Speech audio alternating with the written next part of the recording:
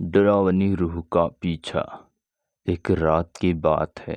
एक लड़का अपने घर में आराम से सो रहा था। उसका घर एक अजीब और डरावना अंदाज में बना हुआ था। अचानक उसने कुछ अजीब ध्वनियों को सुना।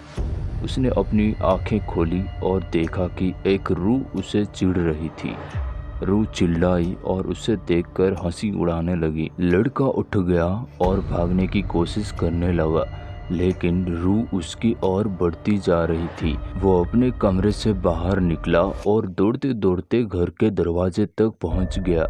वो दरवाजे को खोलने का प्रयास कर रहा था, लेकिन यह अजीब है कि वो खुल नहीं रहा था। अपने पीछे मुड़कर देखते हुए लड़का ने देखा है कि रूह धीरे धीरे उसकी ओर आ रही है।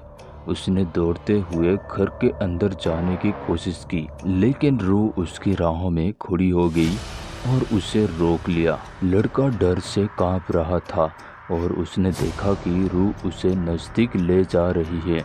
रूह की आंखें लाल थी और उसके होठ काले थे। वो एक डरावनी आवाज में कह रही थी, तू मेरे घर में फंस गया है और अब तू मेरी बंदिश बनेगा। लड़का भयभीत होकर चिल्लाया, लेकिन कोई उसकी मदद नहीं कर रहा था। रूह उसे घर के अंदर ले जाने लगी और उसे एक अंधेरे कमरे में खींच लिया। कमरे के अंदर जाने के बाद रूह द्वारा बंद की गई दरवाजे उसे दिखाई देने लगे। लड़का डर से बेहोश हो गया। जब वो जागा तो वो अपनी आंखें खोलकर देखा कि उसके आसपास बहुत सारी रूहें हैं। सभी उसे घूर रही है।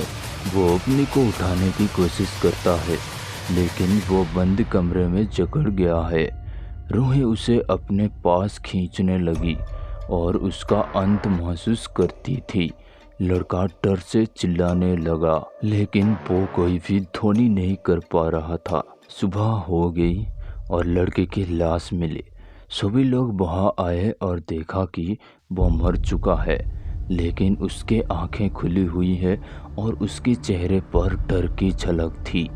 उस दिन से उस अजीब और डरावने घर में किसी ने भी आगे ठहरने की कोशिश नहीं की, क्योंकि उन्हें पता था कि वहाँ कुछ अति प्राकृतिक हो रहा है जो मनुष्य के सामर्थ्य से परे है।